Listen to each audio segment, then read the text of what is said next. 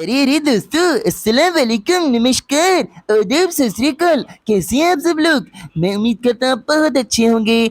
और आज के वीडियो में हम पढ़ने जा रहे हैं neuroglia chapter number 138 of our book favourite सिम्बलिंगम।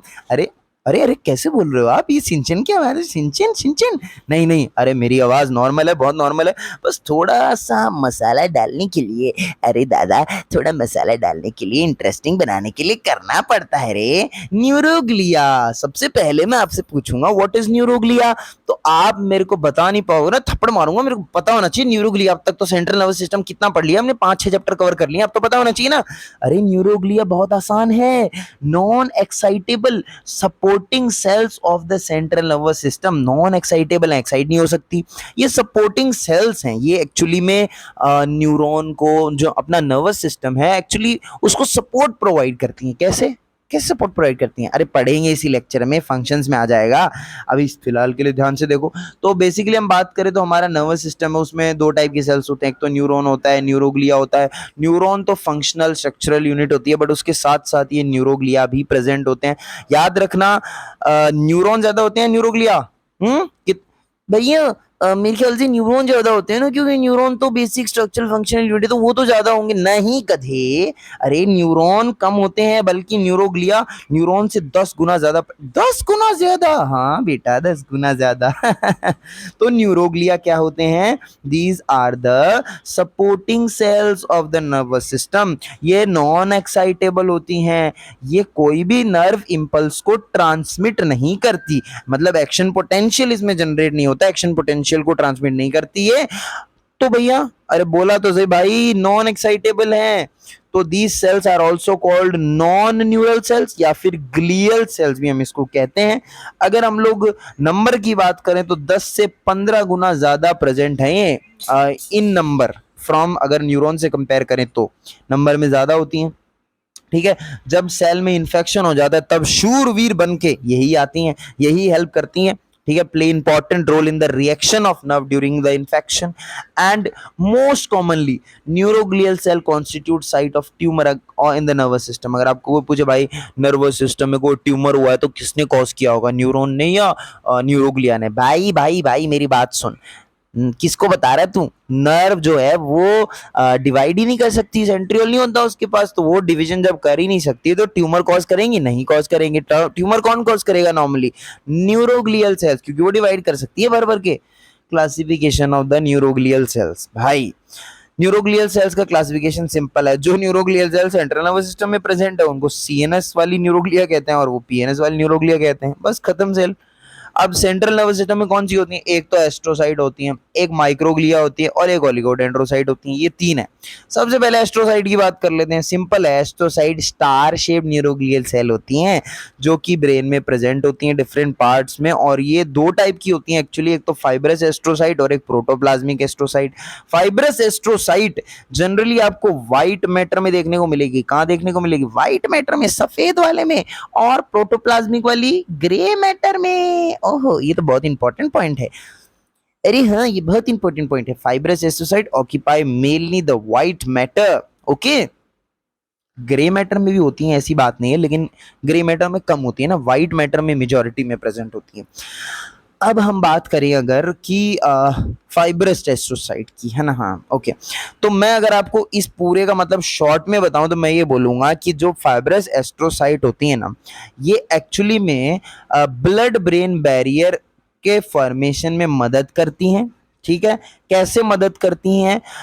Tight junction बना के। टाइट जंक्शन की किस पे के कहाँ बनता है टाइट जंक्शन? देखिए यहाँ लिखा हुआ है, help in the formation of the blood brain barrier by sending processes to the blood vessel of the brain, particularly the capillaries, forming tight junction with the capillary membrane। ठीक है, ये processes भेजती हैं, मतलब इस पे एक्चुअली एस्ट्रोसाइट दिखाता हूँ मैं आपको। ये देखो, फाइब्रस एस्ट्रोसाइट ऐसी होती है। तो फाइब्रस एस्ट्रोसाइट जो है, इसकी प्रोसेस होती हैं, ये टाइट जंक्शन फॉर्म करती हैं। किसके साथ? किसके साथ टाइट जंक्शन? कैपिलरी मेम्ब्रेन के साथ। ऐसे करके ये ब्लड ब्रेन बैरियर बनाने में मदद करती है। Protoplasmic astrocyte, they are mainly present in grey matter, और ये एक्चुअली में they are present between the nerve cell bodies. जैसे सपोज ये एक न्यूरॉन हो गया ऐसे, एक न्यूरॉन हो गया ऐसे, तो नर्व सेल बॉडीज के बीच में आपको ये प्रोटोप्लाज्मिक एस्ट्रोसाइट देखने को मिलेंगी इस टाइप से। इनमें भी प्रोसेसेस होती हैं, फाइब्रस एस्ट्रोसाइट में भी प्रोसेसेस होती हैं। आगे बढ़ते हैं। ओलिगोडेंड्रोसाइट कुछ ऐसी दिखती है, माइक्रोग्लियल सेल कुछ ऐसे दिखते हैं। अब देखिए फंक्शन ऑफ एस्ट्रोसाइट। पहला मेन फंक्शन इसका क्या होता है कि अब ऑब्वियस ही बात है न्यूरोग्लियल सेल है तो इसका काम सपोर्ट प्रोवाइड करना होगा ना।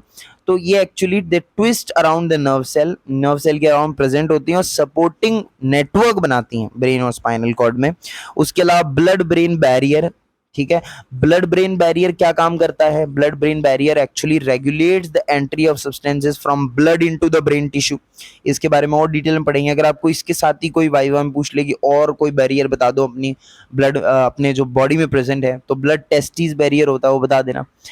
Maintain the chemical environment of the ECF. देखो मैं एक चीज बताऊं तुम्हें, ये कहाँ प्रेजेंट है एक्चुअली में?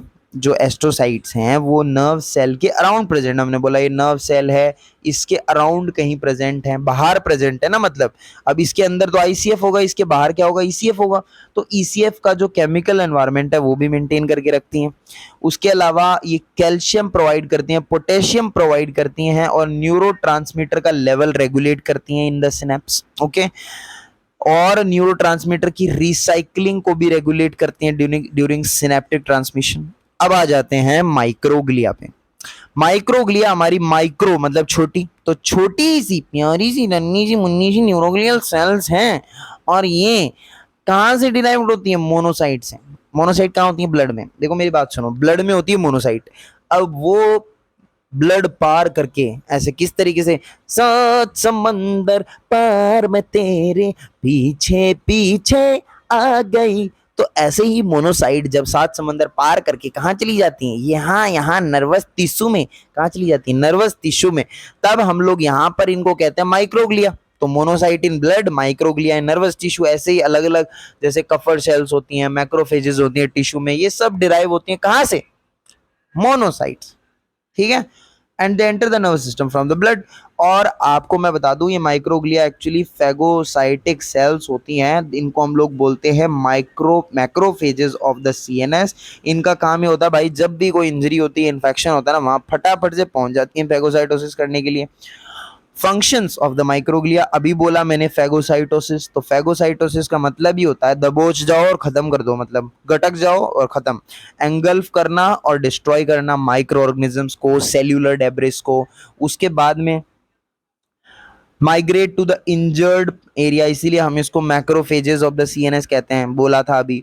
अब बात करते हैं ओलिगोडेंड्रोसाइट की, ये भी न्यूरोग्लियल सेल है। ओ नई बात बता दी, हमें तो पता ही नहीं था। अरे न्यूरोग्लियल सेल्स ही हैं।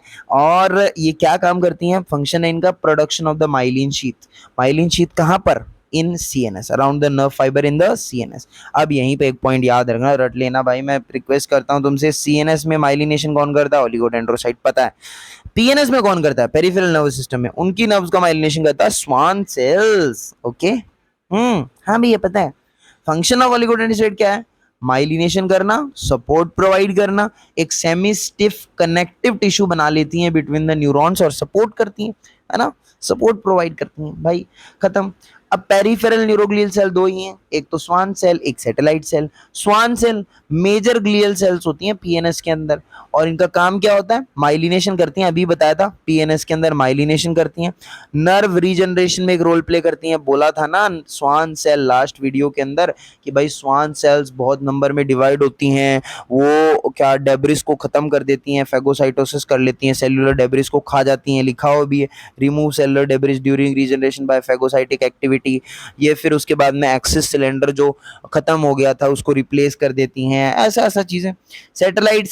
Satellite cells are the glial cell present in the exterior surface of the PNS। और जब ये एक्सटीरियर में प्रेजेंट है, बाहर प्रेजेंट है, ईसीएफ में प्रेजेंट है, तो ये chemical environment of the ECF को रेगुलेट करेंगे।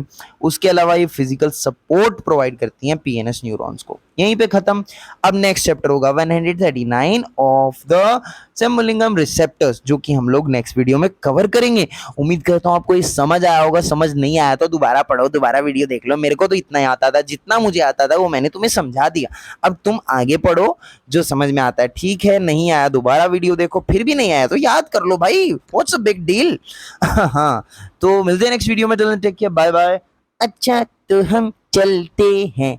अबे निकल ला, पहली फुर्सत में निकल, चल बे।